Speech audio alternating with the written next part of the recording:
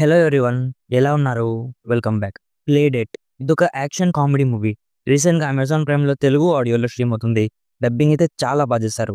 Starting and ending credits తీసేస్తే ఈ movie run time just 1 hour 20 minutes మాత్రమే ఉంటుంది.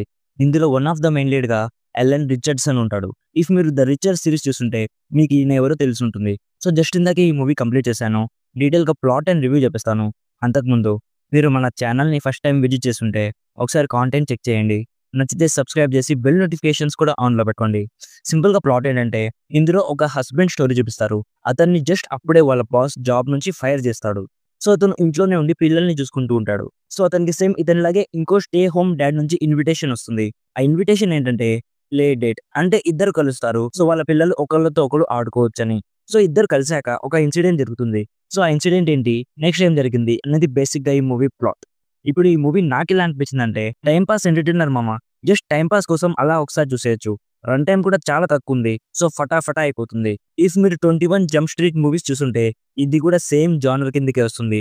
కొన్ని మంచి హిలేరియస్ బ్లాగ్స్ ఉన్నాయి. అవి భలే నవ్వు తెప్పిస్తాయి.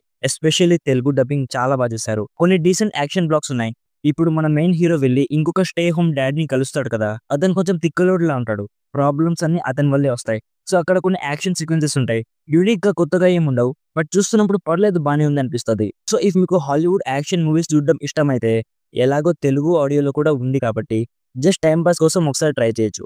లేదు బ్రో, నేను యూనిక్ కాంటెంట్ మాత్రమే చూస్తాను అనుకుంటే ఈ మూవీ మీకు పెద్దగా నచ్చకపోవచ్చు. సో మీరు ఈజీగా ఈ మూవీని స్కిప్ చేయడం మంచిది. స్కిప్ చేసినంత మాత్రాన పెద్దగా యూనిక్ గా మిస్ అవ్వడానికి అక్కడ ఏమీ లేదు.